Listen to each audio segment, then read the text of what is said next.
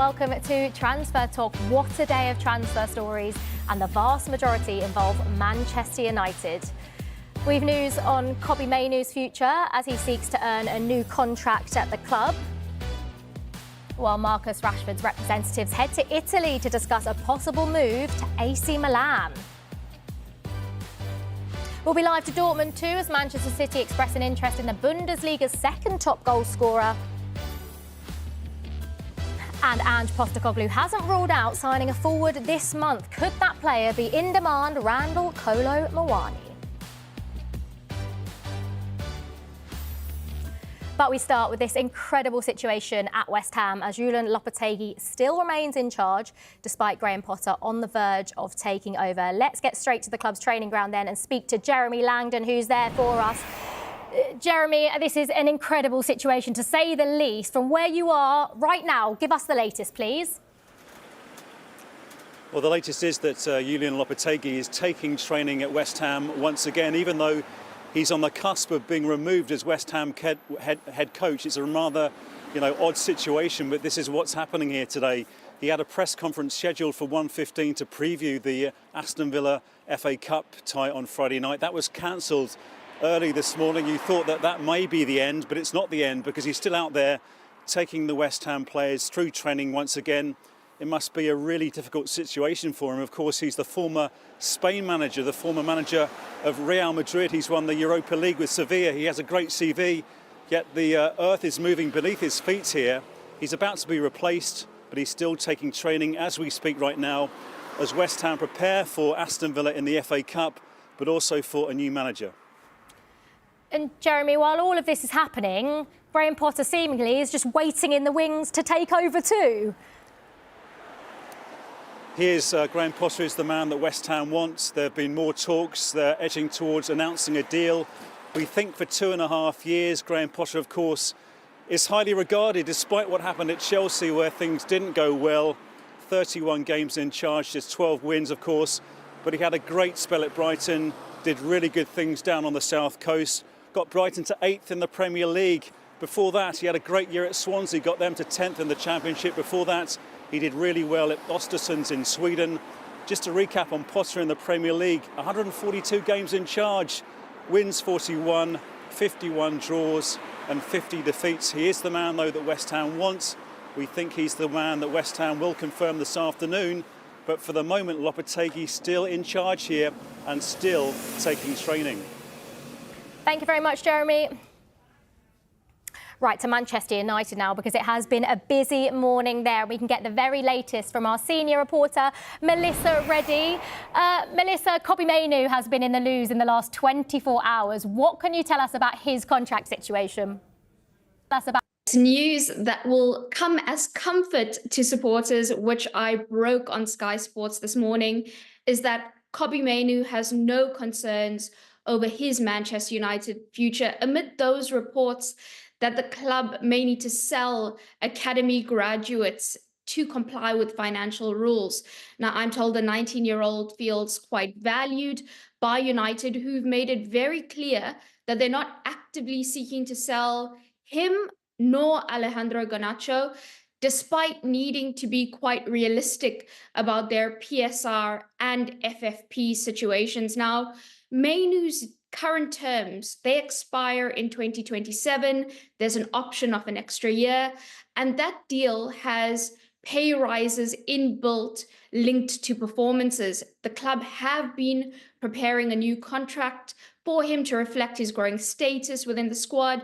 And if you look at some of the things they've done, like that summer recruitment of Manuel Ugarte, they brought him in to act as a foil for Mainoo. So very much a part of the club's long-term future. Erik ten Hag explained as much to us, the former manager, in September, telling us that they were working to keep Mainoo at the club because they want to build around him. Now, Alejandro Garnacho, his contract is only up in 2028. And United, while they are in this position where they have to sell to buy to equip Ruben Amorim with a squad that's capable of properly enacting his philosophy, they're also focused on shifting players that don't form part of the long-term future rather than first teamers that they want to rely on. And what about Marcus Rashford then, Melissa? Because he's obviously a player looking for a new challenge. Do we have any developments on his future in the last 24 hours? Yes, AC Milan stepping up their interest in Marcus Rashford, whose brother and agent Dwayne Maynard has been in the Italian city to talk to the club executives there about what a potential deal could look like. Now, our colleagues at Sky Italy have reported that Milan have made him their preferred target in this window. He's their priority. They want a loan with an option to buy. Now, Manchester United would have to subsidize a large chunk of Rashford's salary in that instance. And there's also the complication of the amount of attackers and in-form attackers that Milan have. So they've been stressing that there will be high competition for places, even if they do proceed to get Rashford on board. Now, they're not the only ones looking at the potential of signing the forward, because Borussia Dortmund, Juventus, all contemplating whether they should also make a move. It's quite clear that Rashford wants to leave United and that the club are helping him solve this dilemma of wanting this fresh challenge. Yeah, definitely. And if he does go then, Melissa, could there be an incoming in the forward position? Yes, and that could be in the form of Randall Kolo Muani from PSG, who United know very well. They've done so much due diligence on him because he was a target all through the summer of 2023. So they've got a very good relationship with his camp. They've got scouting reports on him. They've got character reports on him, because he was actually on a short list, and they ended up signing Rasmus Højlund. So United have a body of work already on Muani. They're helped by the fact that PSG are welcoming offers and approaches for him. So the club have made inquiries over what PSG are expecting. Now, they'd ultimately want a permanent deal, but given the situation and how tight financial constraints are for all clubs, including United, it might just work out as a loan deal again. Now, their Muani is helped by the fact that there's interest from Tottenham, from Milan, from Juventus. So it does look like there is going to be movement in the market across Europe in that forward position. Could be helpful to PSG and to Man United. Yeah, it feels like it's going to be a big month for Rashford and for Manchester United as a whole. Thank you very much, Melissa. Rashford is going to be the story of the window, definitely. I mean, Dan, what do you feel is the likelihood that he stays and goes now? I think it feels like what Melissa was saying there, that first of all, the player has made it clear that he wants to maybe just have a new challenge, a new spark to maybe reignite his career. I think also, let's not forget, Marcus Rashford hasn't been in the United shirt since December 7th. Yes, he's been ill in recent weeks, but he largely hasn't been part of Ruben Amorim's plans. And you think for a player who has been at the club since 7 years old, he's been a big part of Manchester United over the last few years, over the last 7-8 years, considering they haven't been in the best place as well. Yes, you could look at his stats, for example, and look at 14 goal involvements in his last 48 games stretching over the last season and a half. But that probably doesn't tell you the full story, because Manchester United have been in flux. You look at last season under Erik ten Hag as well. So that's from the player and the club's perspective. United look like they're willing to kind of part ways with some financial pride to make this deal work. And that's probably the reason why Marcus Rashford could get the chance to go elsewhere. And I think for them, for Ruben Amorim, for Marcus Rashford, it makes a lot of sense. We heard someone say, when we asked you guys to get involved, where does Marcus Rashford go? Does he end up at AC Milan, Sam? One of the fans said one bad season doesn't define a player. That's the part that you agree with. Yeah. Can he refine that form, do you think, if he does make that move? Yeah, for sure. I think we've seen it multiple times with players, especially that go to Serie A, that, you know, the league's a bit slower in terms of, not slower, but like more tactical in terms of how they utilise their forwards. And we've seen with AC Milan, especially with Loftus-Cheek, Tomori, Pulisic, all of these players going over to that team, they've reinfigured their form, and it's helped them push on. Lookman was the perfect example. You said he's probably one of the best players in the world right now, and I agree, because he was a player that he was going to all these different clubs and people were questioning where is he going to stay, where is he going to go. Went to Atlanta now and he's now one of the best players in the world. So I think that's all Rashford needs, and to just be outside of the noise, because we've seen him put out so many different statements about how he views himself, how he views Manchester United, and some of the fans take it, some of the fans don't, and the conversation has just been going on and on. I think he just needs the time to just focus on the football. But that's the thing, his peak is massive. We saw the 30 goals in all competitions.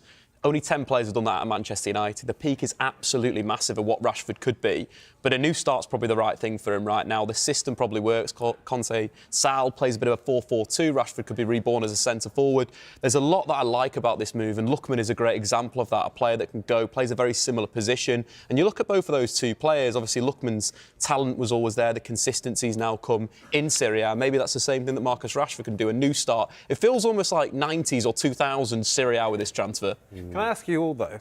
So Melissa mentioned Juventus, AC Milan, of course, Borussia Dortmund. Where do you think the best fit for him would be?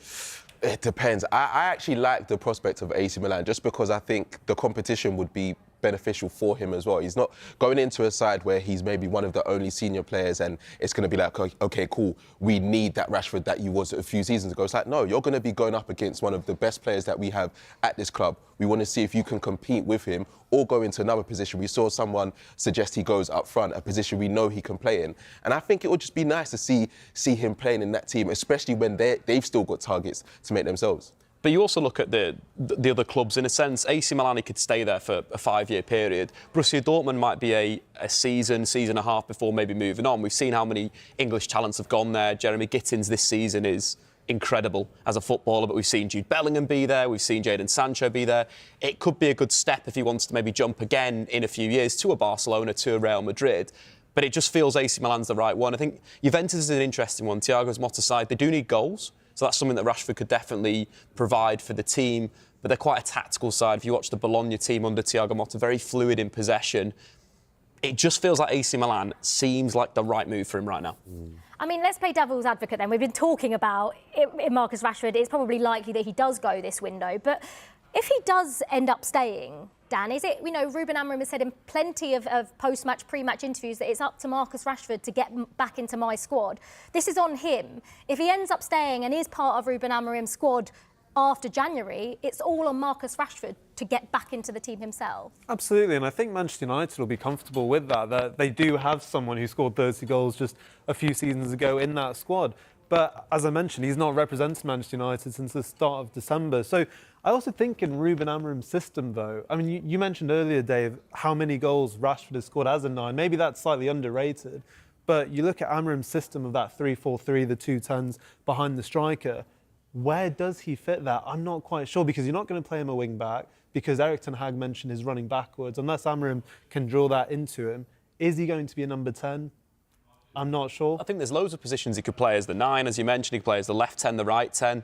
But you also look at he's not played since December the 1st. No United player scored more goals than Rashford in the Premier League this season. There is a massive problem going forward for sure. And I think it comes from wing-back and looking at that area to recruit for. But if Rashford does stay, he is good enough to get back up to that level. For sure. Yeah, absolutely. It'll be interesting to see what happens with Marcus Rashford. Right, coming up, we'll be live to Borussia Dortmund's training ground. Could Donyell Malen be heading to the Premier League?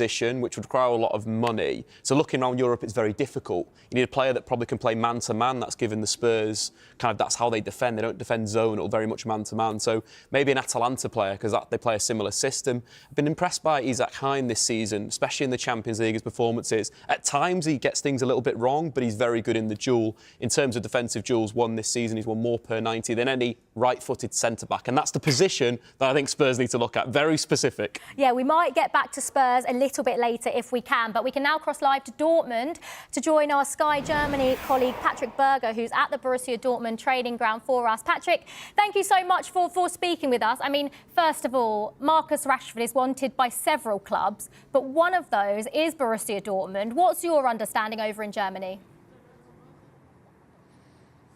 Yeah, Borussia Dortmund is still looking for a new winger because Donny Malen is set to leave the club, and Marcus Rashford is definitely a candidate. Borussia Dortmund was checking if a loan with option to buy is a possibility, but the first feedback I heard from the club, from Borussia Dortmund, is that the player is way too expensive, like the salary and also the transfer fee. Nuri Sahin has different other options in his head. Rashford is one of them. You mentioned Daniel Malen. I mean, you said he's likely to be leaving. But will it be to Aston Villa, do you think? I'm sorry? Daniel Malen, we will try and get Patrick back if we can. The line was a little bit off there, but we will try to get back to Patrick if we can. We will talk Daniel Malen and hopefully a few other players with him. But just let's get back to Spurs. You were saying about how difficult it is to find a player like Mickey van der Ven, like Romero. Sam, with the way that Spurs play, do you need a certain profile of centre-back to play? And obviously, it's quite clear that you can't rely on those two to stay fit. So is Ange in a difficult situation here? Yeah, I think so, because it's so interesting, because like they said, it's like the way they play is so specific to how Ange wants them to. And it's been successful in terms of how they play out, how many goals they get as well. But they've had injuries recurring since Ange has been manager at Spurs. And it's one of those ones where it's like, OK, Dragusin has come in. He's not of that particular style. He's fitting in certain games and he's had standout games, but at the same time, it's not of that level. And to find that type of player in this market in January, you're going to struggle, because the teams won't want to lose those type of players. So I think maybe start scouting around, but it'll be difficult to get, one of those emergency signings in January. I think on top of that, when you look at Dragusin, he's only just come into the league. There's going to be some sort of time for him to develop and for him to get the speed of the league. And when you look at Spurs, you mentioned the going forward, second most goals in the Premier League. So they're performing really well in one part of the game. And then you look defensively, too many goals conceded. So it is about tying that part up of the pitch. But I do think maybe looking now, if they sign a right-footed centre-back now, you're thinking maybe next season might be the time where they can come in and really perform like Dragusin. You've got to give the guy at least 12 months in the Premier League. Going from Serie A to the Premier League, it's a lot quicker. We've seen that with Joshua Zirkzee, how the speed is different. So it's just about being maybe a bit patient and going now versus waiting for the summer to have another Dragusin situation. Sam, what about going forward then? Do you think Spurs have enough currently as it stands? I think they've got a few players out injured currently. Mikey Moore, Richarlison and Odegaard are currently out injured. And Andrew spoke about Timo Werner and him being inconsistent in the side. But like they said, when you look at the amount of goals that they've scored in the league, it doesn't seem like it's an issue that they're going through. So it's not a need, but at the same time, Son, 32, he's had a few injuries, a few hamstring injuries as well. As you get of age, the way they play as well, it might be difficult. So I don't think it's a thing that they need to force this window. Yeah, absolutely. Right, let's try again with Patrick Berger. Fingers crossed it works this time. He's at Borussia Dortmund's training ground. Patrick, second time lucky, hopefully. You mentioned Daniel Malen and that he might be leaving Dortmund. Do you think it will be to Aston Villa potentially? Yeah, he definitely wants the move into the Premier League, heading over to Aston Villa. He has an agreement on personal terms with Villa at Villa Park, but the clubs are still negotiating. Borussia Dortmund demands a fee around 30 million euro, not pounds, 30 million euro. But I guess when Aston Villa is going to bid something around 25 million, they're going to find a solution. Now, you exclusively revealed Chelsea's Carney Chukwuemeka is a target for Borussia Dortmund as well. Have you got any more to tell us on that? Yeah, he's one of the transfer targets of Borussia Dortmund. As I mentioned, Marcus Rashford as well, but Rashford is not the #1 target for BVB manager Nuri Sahin. Is more a candidate for them because they are looking for a new #8, a future #8, who can also play maybe on the wing, and this makes Carney Chukwuemeka that interesting for Borussia Dortmund as well. And then finally, what about Omar Mamouche then? He's having a brilliant season with Eintracht Frankfurt, arguably one of the best players, if not the best player in the Bundesliga this season. And Manchester City are interested in him, aren't they? Yeah, he's outrageous right now, outstanding. Omar Mamouche, the next Egyptian king after Mo Salah. Everyone in Germany is celebrating his performances. Of course, it's attracted the attention of several clubs, especially from Manchester City. But Markus Krösche, the sporting director of Eintracht Frankfurt, he clarified and said that there are no talks right now between City and the player side or between club and club. So Eintracht Frankfurt is still optimistic that Omar Mamouche stays at the club right now. But if a club is coming and makes a mega bid like 70 million euro or something like this, of course a club like Eintracht Frankfurt need to look at the money table, at the financial table, and say, okay, maybe we should leave him. Perfect. Thank you very much, Patrick.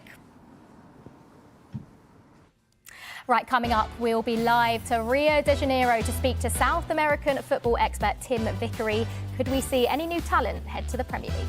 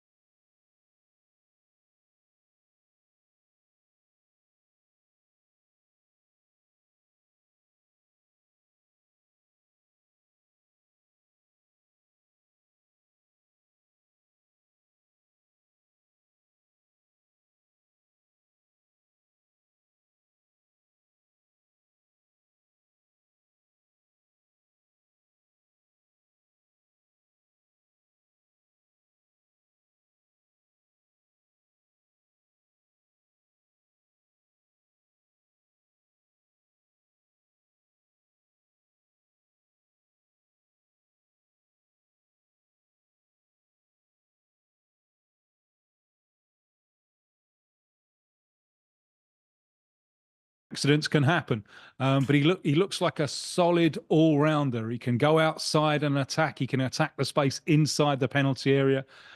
He can defend as well. Quite where he'd fit into the scheme that Manchester United are playing at the moment, I don't really know.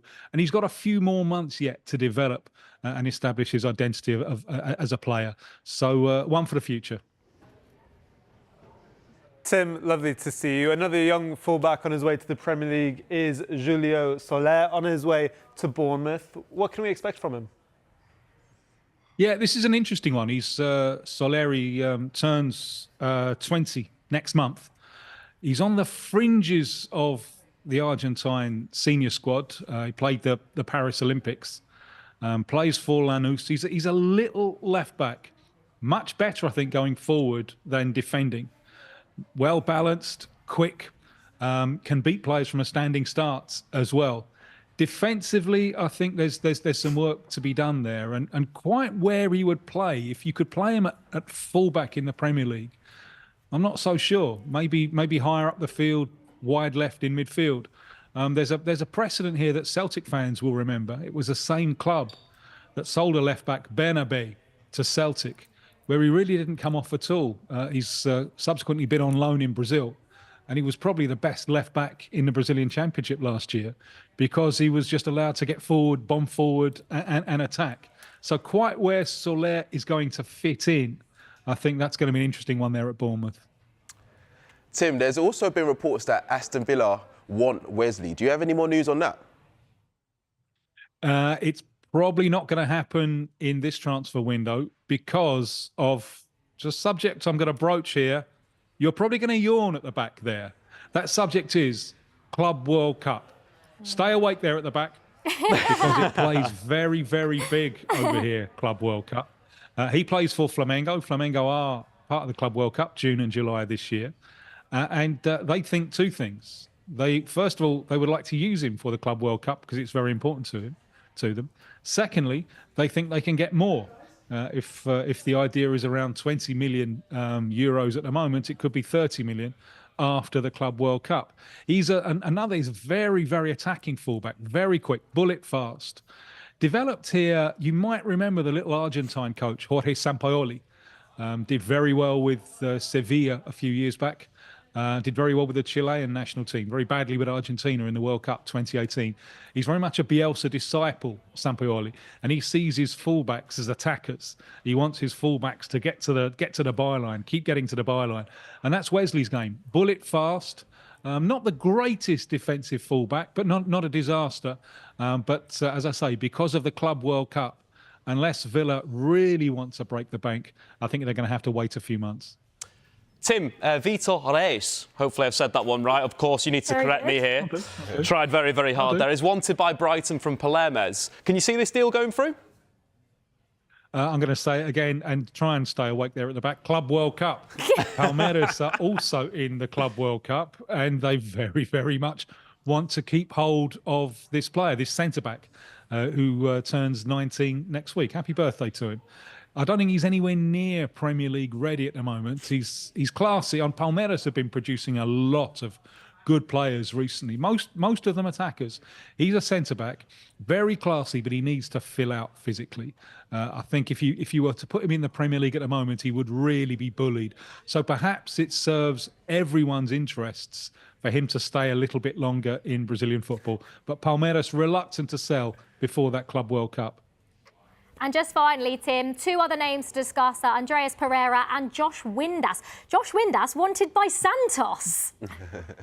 Yeah, well, Andreas Pereira first, just because it links in. Do you know why Palmeiras wants him? Club World Cup. Go on. Club World Cup, yes. They're looking to strengthen their squad for the Club World Cup. Andreas Pereira had a little, he grew up in Belgium, but he's a Brazilian international. Had a little spell here a couple of years ago with Flamengo, and he thinks that he can star for a big Brazilian club rather than a medium-sized Premier League club. So it looks like terms have been agreed with the player, and it depends on what Fulham think about it and how much they want for him. Yeah, Josh Windass, that's right out the blue, that one, isn't it? Santos, Pele's old club, of course. New coach, Pedro Caixinha, the wandering Portuguese. who coached Joss Windass at Rangers in Scotland, so knows the player, is trying to rebuild the squad. Santos spent last year in the second division. They've just been promoted. So Pedro Caixinha is looking to strengthen his squad now for what might be a tough debut season back in the first division. Now, this is one that could really go either way. I mean, what a fabulous thing to put on your CV. No, if you're Joss Windass. Look, I played for Pele's old club. On the other hand, there is a risk here. On Santos, back in the 60s, when Pele was in his pomp, were probably the best side in the world for a while. And that's where the bar is set, according to what their fans are concerned. The fans expect that all the time. But it's a small city, Santos. It's less than 500,000, which is tiny by Brazilian standards. And it means that it's very difficult for them to compete. So it's a really demanding environment to play in, because the fans are always reminding you, Pele played here, even more recently, Neymar played here. So Windass, as a foreigner, as a European, he could well find himself as a kind of symbol. Look, back in the day we had Pele, now we've got this Windass fella, so he will have to battle through a fair bit of prejudice in order to come out the other side. So there are risks here, but there are potential rewards. A fascinating move. And Brazil is buying more from Europe. Memphis Depay's over here, Yannick Bolassi's over here, had a very good season last year. Braithwaite's over here. So there could be more of these names popping up in our chats over the next few weeks. Yeah, absolutely. Tim, thank you so much. It's been a pleasure. My pleasure. Thank you. Right, to Nottingham Forest now, who sit third in the Premier League under Nuno Espirito Santo. With a well-transformed side, will they need to dip into the market? Well, this man to my right, Dan, sat down with the Forest head coach to find out more about operating in the January transfer window. First of all, with the January transfer window, I mean, how do you balance a window with so many games in January? And has your approach changed to the January transfer window throughout your career, perhaps? How you balance, focus on what you have to do, trust the people at the club that are prepared and well prepared to do the job of looking at the market, looking at possibilities. Me as a coach, I focus on the squad, and this is what this window, and you say it's a very special window because you can get them balanced very quickly, not because of what we do, but what other clubs can do to you. It's important that you are ready to respond to what can happen. It can happen on the last day of the market, and it doesn't even give you time to react, and this is a big worry. So during my career, I've started realizing that the transfer window of January, it's very difficult to operate. Very difficult to operate, because if you want to improve, or many of your targets are playing and are doing well. How do you identify those targets, and what role do you enjoy having in that recruitment? We try to separate the procedure. The analysis of the scouting is made by our department. Then comes the filter that which are possible, and then when it's possible, then we start to try and get information, and then if it's possible, we try to have a conversation that we can share. And that moment, you have at least some kind of first contact with the player. Basically that. And then it's about you creating the right atmosphere for the player that comes in. What traits are you looking for in that player when you first communicate with them or interact with them? The questions that he makes. Oh, like what? So in terms of what they think they can learn from you, or how they will fit into your team? Is that what interests you? Or? No, normally the player makes a simple question. Oh, okay. Am I going to play? Of course. Isn't it? Yeah, true, of course. And then what with... I always answer the same. Okay, so if you ask me, if I have any questions, I say, am I going to play? I cannot promise you that. Okay, I'll sign for you. Nuno, thank you very much. Oh, I love that. I mean, he seems like a lovely, genuine guy. I mean, what was he like? And he'll be a big part of Forest players staying because of the way they're playing under him. Absolutely. I mean, I thoroughly enjoy sitting down in Nuno Espirito Santo. He's so passionate about football, and when you talk to him about tactics and his passion for this Nottingham Forest side, it's great to hear, really. And you talk about this January transfer window, why whether players will stay. He told me that is the most important thing about this window. Not about incomings, not about who they could potentially sign, but he wants to keep this group together. He said the biggest priority this season, going into the season, was keeping the core squad together that they had last season. Although they were in a relegation fight, he felt that they could go up a level, and that's what we've seen this season. Now, his biggest priorities now are Chris Wood, Oleina. Can he get them on new contracts? Because they both have contract in the summer. Chris Wood, we can talk about him in a second, but fantastic form he's been in. And of course, Murillo, their star Brazilian centre-back, it seems like they're getting closer to getting him to sign a new contract as well. So all is good at Nottingham Forest, clearly competing for a Champions League position, but it's about keeping what they have for as long as they can, because there's so much more potential in that group. I mean, Sam, Forest are obviously used to spending money and probably looking for other clubs for other players, but they are going to have a whole host of Premier League clubs looking at a lot of their players now, aren't they? Yeah, but like Dan said, why would any of them want to leave at this moment in time? Like, the way they're playing is so attractive, and it's served them so well. All of the players look good. He's improved all of them. And even the fringe players like Awoniyi and James Ward-Prowse is a great environment to be a part of, because they know that they're really aiming for something that the club haven't done in a long time. So I think they might be tempted to come in for them, but I doubt that anyone will be able to get them in the Premier League. Yeah, absolutely. Right, let's get to the Championship now, because we can speak live to Watford head coach Tom Cleverley. Tom, thank you so much for joining us here on